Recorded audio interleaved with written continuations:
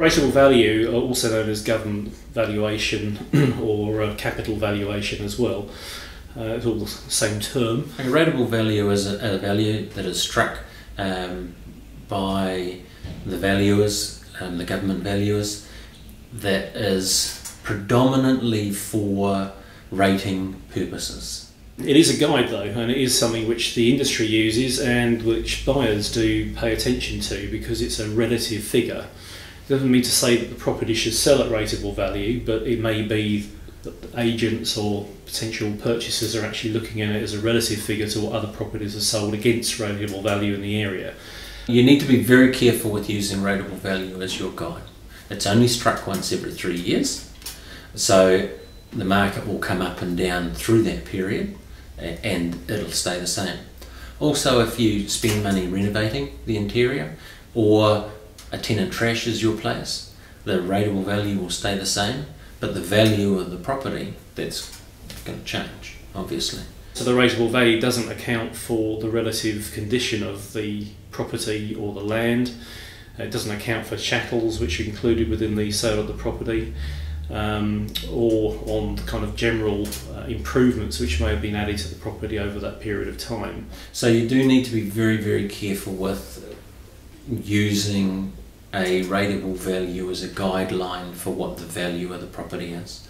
You're way better to get a real estate agent or be able to access market sales and then judge the market sales and the value of the property you're buying by the sales in the market that have happened at that time. So it's not an exact valuation and shouldn't be seen as such. There are obviously registered valuations people can have which can truly take into account all those different factors.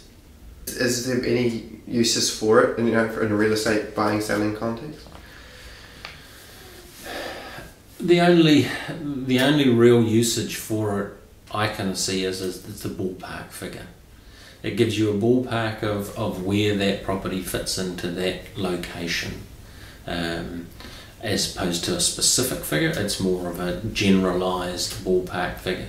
So if your property you're buying is 500,000 and the rateable value is 300,000, a red flag goes up and says, okay, where's the difference? Why is it so different?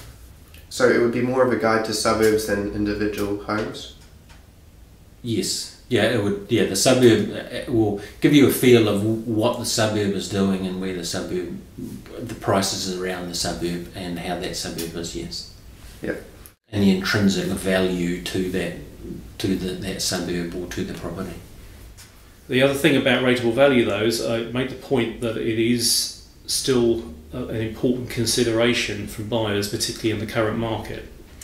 And therefore, if you feel that your rateable value is too low and you're looking to sell your property, then it may pay to actually have it redone by the council and re-looked at, because if it's too low, you've got an awful long way to come back up again in order to achieve the price you think your property might be worth. So you can get it reevaluated? Or? Yes, you can. You can actually get the council out to actually do that. The best time to do that is when the new rating valuations have actually been done, because they will actually come out, you can actually appeal against those and they'll come out for free and reevaluate. Otherwise it costs a few $100s to actually have that done. I think about $300 to have it reevaluated.